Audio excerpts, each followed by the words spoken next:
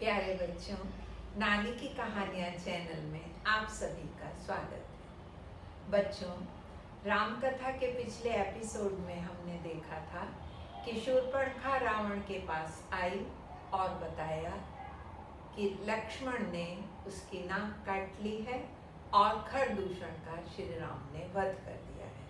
ये सुनकर रावण ने वैर करने का निश्चय किया। अब आगे। एक दिन जब लक्ष्मण जी खाने के लिए कंदमूल फल लेने बाहर गए हुए थे, कुटिया में केवल राम सीता थे, तो श्री राम ने सीता से कहा, सीता, अब भयंकर युद्ध होने वाला है और तुम उस युद्ध को देख नहीं पाओगी, तो तुम ऐसा करो कि अपनी केवल छाया इस कुटिया में रख दो और स्वयं अग्नि में प्रवेश कर जाओ। सीता जी ने वैसा ही किया। अब कुटिया में केवल सीता की छाया रह गई। बच्चों, आप सोच रहे होंगे कि सीता जी अग्नि में कैसे प्रवेश कर गई। सीता भी भगवान ही हैं। सीता आदि शक्ति का रूप है, तो वो अग्नि उन्हें जला नहीं सकती, वो अग्नि में प्रवेश कर गई। रामायण का ये प्रसंग लोग जरा भूल गए हैं, इसीलिए सबको याद नहीं है कि अब आगे जितनी कथा होगी वो सीता के साथ नहीं बल्कि सीता की छाया के साथ होगी। तो उधर रावण ने सोचा कि मैं श्री राम की पत्नी को हर लेता हूँ, इसलिए वो गया अपने मित्र राक्षस मारीच के पास। उससे जाकर कहा कि तुम कपट मृग, छल से मृग बन जाओ। मृग मतलब डियर। मृग बन जाओ और मैं आगे उनकी पत्नी का, श्री राम की पत्नी का हरण कर लूंगा। तो बच्चों देखो क्या हुआ। एक दिन जब श्री राम और सीता कुटिया के बाहर बैठे हुए थे, तो सामने से एक मृग आया। मृग क्या था? ऐसा लग रहा था जैसे मानो सोने से बना हुआ, और ऐसा चमक रहा जैसे उसमें दूर दूर कहीं कहीं मणियां भी जड़ी हुई। सीता जी मृग को देखते ही मुग्ध हो गई और श्री राम से बोली, देखिए कितना सुंदर मृग है, इसकी छाल कितनी सुंदर है, मुझे इसकी ये छाल, इसकी स्किन चाहिए। आप प्लीज जाइए, इसका शिकार करके मुझे ये छाल ला कर दीजिए। श्री राम ने कहा, देखो लक्ष्मण, मैं जा रहा हूँ और तुम सीता जी का ख्याल रखना। जब तक मैं ना आऊं तब तक इन्हें अकेली छोड़कर कहीं नहीं जाना। अब श्री राम जैसे ही मृग के पीछे आए, मृग तेजी से भागा।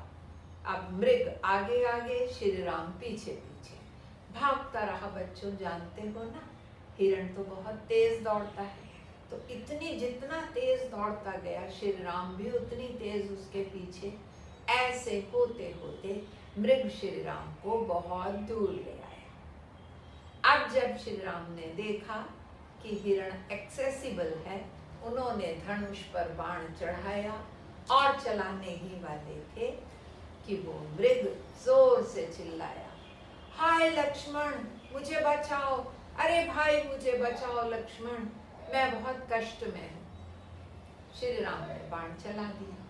अब ये दुखी वाणी जब सीता जी ने सुनी, तो उन्होंने लक्ष्मण से कहा, ऐसा लगता है तुम्हारे भाई कुछ कष्ट में हैं, कुछ विपत्ति में हैं, तुम जाओ और जाकर उन्हें बचाओ। लक्ष्मण जी ने हंसकर कहा, माता। लक्ष्मण जी सीता को आदर से माता कहते थे। उन्होंने कहा, माता, वो जगदीश्वर हैं, भला उन पर क्या विपत्ति आ सकती है, लगता है ये कोई छल कपट है। लेकिन सीता जी नहीं मानी, बोले नहीं, तुम्हारे भाई कष्ट में हैं, जाओ जाकर उन्हें बचाओ। जब लक्ष्मण नहीं जाने को तैयार हुए, तो सीता ने उन्हें कुछ दुर्वचन कहे। लक्ष्मण ने कहा, ठीक है माता, मैं जा रहा हूँ, लेकिन देखो, कुटिया के बाहर मैंने ये एक रेखा, एक लाइन खींच दी है, इसके अंदर आप बिल्कुल सुरक्षित हैं, और बाहर से कोई अंदर आना चाहेगा तो ये रेखा अग्नि बनकर उसे जला देगी। बस आप इस रेखा को बिल्कुल भी पार ना करें, क्रॉस ना करें, इसे लांघे नहीं। तो आपका कोई कुछ नहीं कर सकता। अब देखो बच्चों, जैसे ही लक्ष्मण गए वैसे ही पास ही जो छुप कर बैठा था रावण, वो आया। और आया कैसे? एक साधु के वेश में, एक सन्यासी के वेश में। और आकर बोला, मैं साधु हूं, मैं सन्यासी हूं, भिक्षा दो, भिक्षा दो। सीता जी अंदर से भिक्षा लाई और रेखा के अंदर, लाइन के अंदर खड़े हुए ही देनी चाहिए। बोला, मैया हम ये बंधी हुई भिक्षा नहीं लेते, अगर भिक्षा देनी है तो रेखा के बाहर आओ। सीता जी ने कहा, नहीं मैं वचनबद्ध हूँ, मैंने वचन दिया है, मैं बाहर नहीं आ सकती। साधु बोला, ठीक है, फिर हमें भिक्षा नहीं चाहिए, हम जाते हैं। अब सीता जी डर गई, ये साधु कहीं कोई श्राप ना दे दे, कहीं हमसे गुस्से ना हो जाए, नाराज ना हो जाए। मन में सोचा, सिर्फ बाहर जाकर ये एक भिक्षा ही तो देनी है, बस मैं एक पल के लिए बाहर गई, भिक्षा दी और अंदर आ जाऊंगी, क्या होगा। सीता जी जैसे ही लाइन के बाहर आई, फौरन रावण ने अपना रावण का 10 सिर वाला रूप धारण कर लिया, दबोच कर सीता जी को उठा लिया और पास ही खड़ा था उसका एक रथ। और बच्चों जानते हो वो रथ कैसा था? वो रथ था जो सड़क पर भी चलता था और जब चाहो तो आकाश में, स्काई में भी चल सकता था। ऐसा समझ लो जैसे आज की कोई कन्वर्टिबल गाड़ी थी जो कि सड़क पर भी चल ले और अवसर आने पर प्लेन भी बन जाए। उस रथ में सीता जी को बिठाया और जल्दी से आकाश मार्ग से ले जाने लगा। अब तो सीता जी बहुत विलाप करने लगी, बोली, अरे दुष्ट मुझे कहाँ ले जा रहा है, तू रघुवर के बाण को नहीं जानता, हाय आप रघुवर कहाँ हैं, आप तो सबकी रक्षा करते हैं, आइए आकर मुझे बचाइए। ओ लक्ष्मण, मैंने तुम्हारी बात नहीं मानी, इसीलिए शायद मुझे ये कष्ट हो रहा है। इस ऐसे बहुत विलाप करती थी। अब जब रावण आगे पहुंचा तो नीचे बैठा था एक गिद्ध, गिद्धों का राजा। गिद्ध यानी वल्चर, वल्चर्स का भी किंग, बहुत बड़ा एक पक्षी जटायु बैठा हुआ था, लेकिन वो अब वृद्ध हो गया था, बहुत बूढ़ा हो गया था, उसमें ज्यादा बल नहीं बचा था। फिर भी वो पहचान गया कि ये श्री राम की पत्नी सीता जी विलाप कर रही हैं और शायद इन्हें ये रावण लिए जा रहा है। तो फौरन उसने ऊपर कूद कर, पक्षी था, ऊपर उड़ा, रावण पर इतना भयंकर प्रहार किया, चोंच से ऐसा मारा कि रावण उससे आहत होकर, घायल होकर नीचे गिर पड़ा। जटायु ने सीता जी को एक तरफ बिठाया और रावण को और मारने लगा, ऐसा कि रावण को एक पल को मूर्छा ही आ गई, वो बेहोश हो गया। अब जैसे ही होश में आया तो खिसिया गया, इस पक्षी से मैं हार रहा हूँ।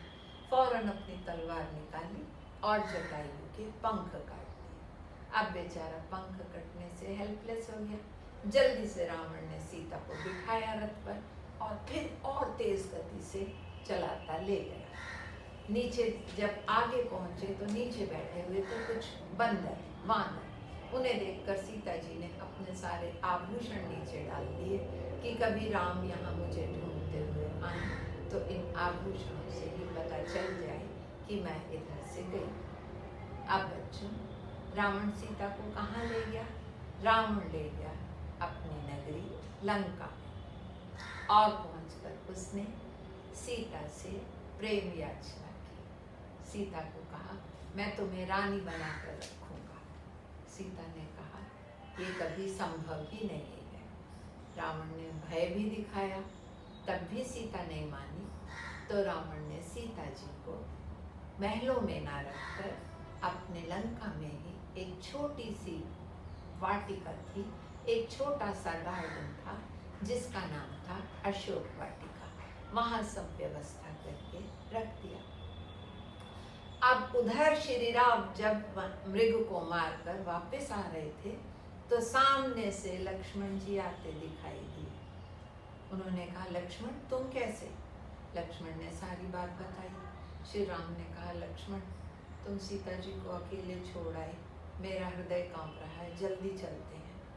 दोनों घबराते हुए भागते हुए पर्णकुटी में आए और आकर देखा वहाँ सीता सच में ही नहीं है। अब बच्चों, श्री राम तो हमारे जैसे मनुष्यों की लीला कर रहे हैं, तो वो आम मनुष्य की तरह पत्नी को न पाकर बहुत शोक करने लगे, बहुत व्याकुल हो गए। वन के उनके सारे साथी थे, पशु पक्षी सारी प्रकृति, तो उन सब से पूछने लगे, हे खग हे मृग मधुकर श्रेणी, तुम देखी सीता मृग नैनी। ओ पक्षियों, ओ मृग, ओ वन के और सभी प्रकृति, क्या तुमने हिरण जैसी सुंदर आंखों वाली सीता देखी है? अब बच्चों, राम कैसे सीता को ढूंढेंगे, आगे और क्या क्या लीलाएं करेंगे, ये हम देखेंगे अगले एपिसोड्स में। लेकिन उससे पहले आज के एपिसोड से बच्चों हमें क्या शिक्षा मिली?